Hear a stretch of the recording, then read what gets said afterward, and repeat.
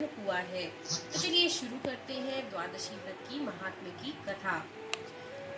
कृष्ण के द्वारा द्वादशी व्रत का महात्म्य। युधिष्ठिर ने कहा, भगवान सब प्रकार के उपवासों में जो सबसे श्रेष्ठ महान फल देने वाला और कल्याणकम साधन हो, उसका वर्णन करने की कृपा कीजिए। श्री भगवान बोले, महाराज युधिष्ठिर, तुम मेरे भक्त हो। जैसे पूर्व में मैंने नारद से कहा था, वैसे ही तुम्हें बतलाता हूँ, सुनो। नरेश, जो पुरुष स्नान आदि से पवित्र होकर मेरी पंचमी के दिन भक्ति पूर्वक उपवास करता है और तीनों समय मेरे पूजन में संलग्न रहता है, वह संपूर्ण यज्ञों का फल पाकर मेरे परम धाम में प्रतिष्ठित होता है। नरेश्वर, अमावस्या और पूर्णिमा, ये दोनों पर्व, दोनों पक्षों की द्वादशी तथा श्रवण नक्षत्र, ये 5 तिथियां मेरी पंचमी कहलाती हैं। ये मुझे विशेष रूप से प्रिय है। अतः श्रेष्ठ ब्राह्मणों को उचित है कि वे मेरा विशेष प्रिय करने के लिए मुझ में चित्त लगाकर इन तिथियों में उपवास करें। नर श्रेष्ठ जो सब में उपवास ना कर सके, वह केवल द्वादशी को ही उपवास करे, इससे मुझे बड़ी प्रसन्नता होती है। जो मार्गशीर्ष की द्वादशी को दिन रात उपवास करके केशव नाम से मेरा पूजन करते हैं, उन्हें अश्वमेध यज्ञ का फल प्राप्त होता है। जो पौष माह की द्वादशी को उपवास करके नारायण नाम से मेरा पूजन करते हैं, वे वाजमेघ यज्ञ का फल पाते हैं। राजन, जो माघ की द्वादशी को उपवास करके माधव नाम से मेरा पूजन करते हैं, उसे राजसूय यज्ञ का फल प्राप्त होता है।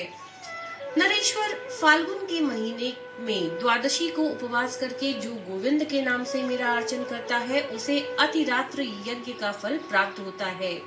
चैत्र महीने की द्वादशी तिथि को व्रत करके जो विष्णु नाम से मेरा पूजन करता है, वह पुंडरीक यज्ञ के फल का भागी होता है।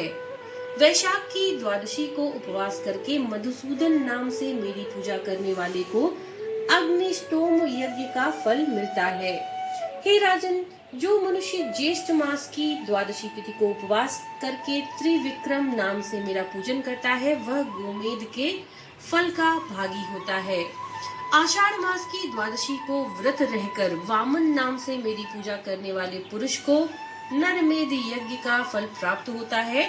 श्रावण महीने में द्वादशी तिथि को उपवास करके जो श्रीधर नाम से मेरा पूजन करता है, वह पंच यज्ञों का फल पाता है।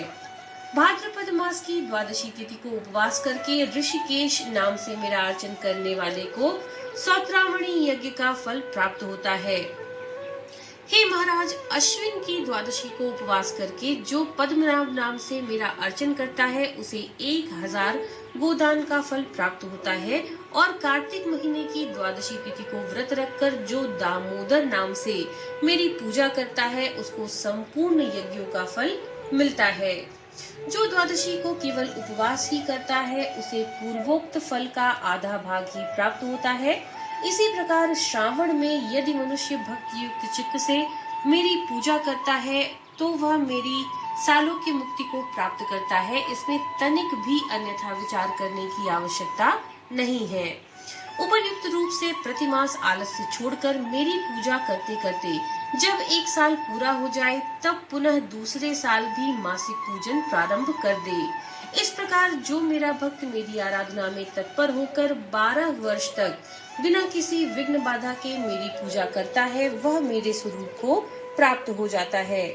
हे राजन, जो मनुष्य द्वादशी तिथि को प्रेम पूर्वक मेरी और वेद संहिता की पूजा करता है, उसे पूर्वोक्त फलों की प्राप्ति होती है, इसमें कोई संशय नहीं है। जो द्वादशी तिथि को मेरे लिए चंदन, पुष्प, फल, जल, पत्र और मूल अर्पण करता है, उसके समान मेरा प्रिय भक्त कोई नहीं है।